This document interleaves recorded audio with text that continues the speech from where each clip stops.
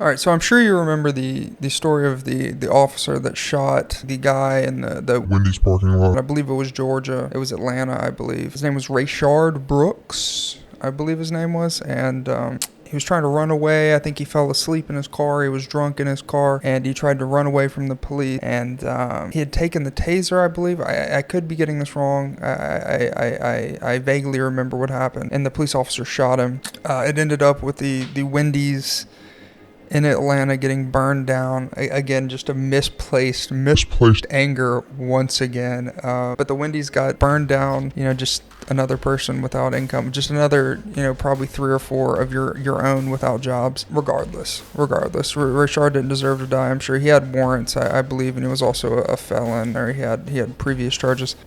So the officer, I should get to the point. The officer just got reinstated around a year later. So yeah, I believe justice was served in this instance. It was a white officer. Of course, there were 2 officers there, and he was wrestling with them both and just now getting reinstated. It doesn't say whether he was getting paid. I suppose he was out of work for a while. He had really no option in that instance. He had his taser, and he was turning around to shoot at him. You can't be in the process of causing harm to a police officer and expect not to get retaliated upon, I suppose is the point. I would expect that. He probably expected that. So, and that's kind of the issue. But yeah, the cops fully reinstated in Atlanta. If I was him, I'd get the hell out of there. If I was him, I don't know why the hell he didn't get the fuck out. I would have gotten the hell out of the state, gotten the hell out of anywhere, dude. If I'm any of these cops, I'm doing something else with my life.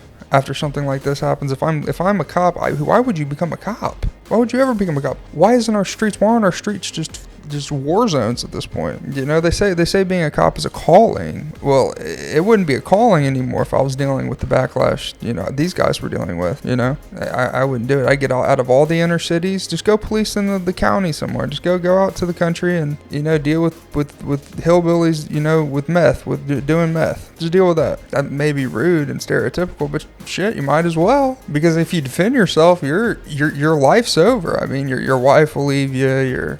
You lose your job. You have to go to bed every night worried someone's going to break into your house and possibly kill you. Black Lives Matter is going to be on your ass. There's no winning if you're a police officer in this country anymore. There's no winning. There's no respect. There's no respect given. And maybe there should be less respect given than traditionally, when I was growing up, but maybe not. I grew up not fearing the police, but respecting them at least. There are people that serve the country in jobs like that. You're not making a lot of money. He's not driving around in a Lamborghini with the Rolex on. But I mean, there's a chance he dies every day, So there's some things that need to change. And the fact that this guy got reinstated around a year later says that things need to change.